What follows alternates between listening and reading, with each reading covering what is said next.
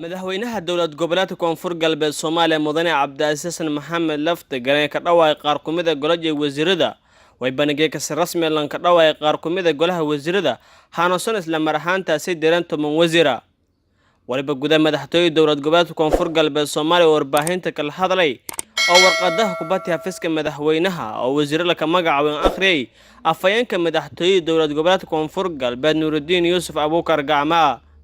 xeerka madaxweyne ee lambarka eber hal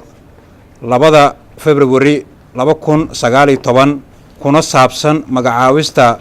wasiiro ee xukuumadda dowladda koonfur galbeed ee Soomaaliya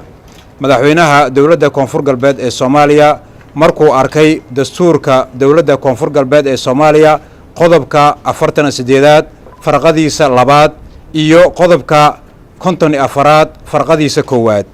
markuu la tashaday baarlamaanka dowladda koonfur galbeed ee Soomaaliya markuu tixgeliyay soo jeedinta baarlamaanka iyo bulshada qaybaheeda kala duwan ee ku saabsan baahida loo qabo wasiiro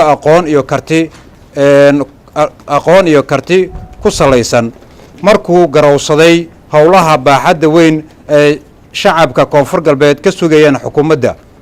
markuu xeeriyay magacaabidda qaar ka mid ah xubnaha golaha wasiirada ee xukuumadda koonfur galbeed ee Soomaaliya wasiirada lambar 1 Axmed Madoowe Nuunow wasaaradda qorsheynta iskaashiga caalamiga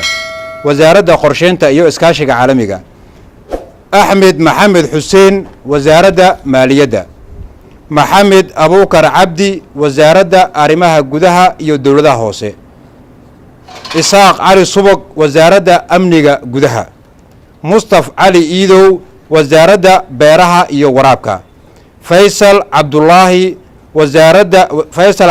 Cali wasaaradda shaqada iyo shaqaalaha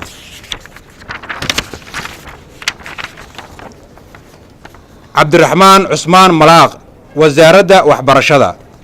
Cabdiqani Cabdullaahi Maxamed wasaaradda kalluumaysiga iyo kheyraadka badda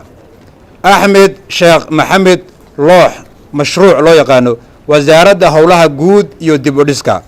Maxamed Cali Xasan wasaaradda ganacsiga iyo warshadaha xeerkan waxa uu dhaqan galayaa marka uu saxiixo madaxweynaha dowladda koonfur galbeed Soomaaliya uu saxiixay maasantii tarahan golo wasiirada tala magacaabay waliba isla maraxaantaasi hada diran 10 wasiir yoon la filaa intii wasiir ku xigeenay wasiir kala isu ka dhawaaqo doona madaxweynaha dowlad goboleedka koonfur galbeed Soomaaliya maalmaha tadarara Faysal Daawsan KJS TV Baydhaba